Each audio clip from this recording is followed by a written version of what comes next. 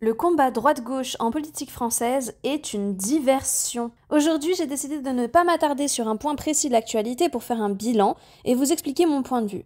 Pour ceux qui me suivent, vous vous doutez bien que mes idées politiques tendent clairement à droite et que je ne suis pratiquement d'accord sur rien avec les gauchistes.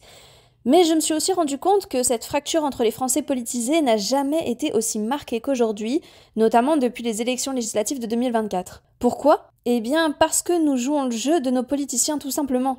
Chacun veut sa place au soleil, mais aucun ne se bat pour le peuple. Que ce soit à gauche ou à droite, tous les députés font campagne en essayant de plaire un maximum à leur électorat et ne veulent heurter personne parmi les politiciens en place pour s'assurer une carrière politique.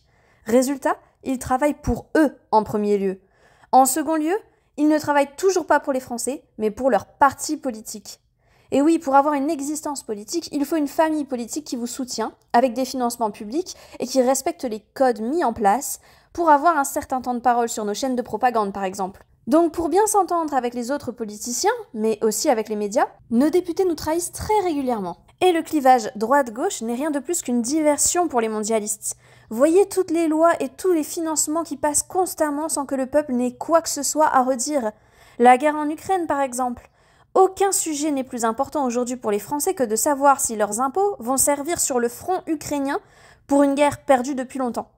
Pourtant, personne, ni à droite ni à gauche, ne se bat pour demander un référendum populaire sur le sujet. Non, Macron a décidé hier d'envoyer 2 milliards supplémentaires à Zelensky, comme si les plus de 40 milliards déjà envoyés par la France ne suffisaient pas. Ce qui se passe aussi pendant qu'on se tape tous dessus en se traitant de fachos ou d'imbéciles heureux, c'est que nos dirigeants limitent nos libertés en déployant des ZFE, des taxes sur la revente de nos voitures, nous empêchent de décider ce qui est enseigné ou non à nos enfants, signent des traités avec le Mercosur qui ruinent nos agriculteurs, qui se suscitent d'ailleurs de plus en plus. Macron dilapide le peu de richesse qu'il reste à la France et tout le monde, droite et gauche, laisse faire. Quand c'est la droite qui vote une motion de censure, la gauche ne l'approuve pas et veut que tout le monde signe la sienne, et quand la gauche fait de même, la droite ne la signe pas non plus.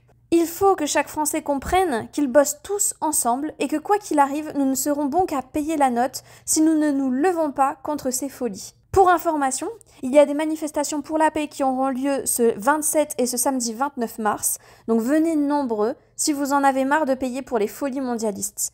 Une autre manifestation aura lieu le 6 avril contre les ZFE, me semble-t-il. Si vous aussi vous en avez marre d'être insulté pour vos idées politiques, qu'elles soient de droite ou de gauche, et que vous voulez seulement la paix, et que tout le monde puisse vivre dignement de son travail, souvenez-vous comme nous étions unis lors des manifestations des Gilets jaunes, et comme nous avons fait peur à Macron à l'époque, tellement qu'il a eu besoin d'une épidémie pour reprendre le contrôle. N'hésitez pas à liker et partager cette vidéo le plus possible.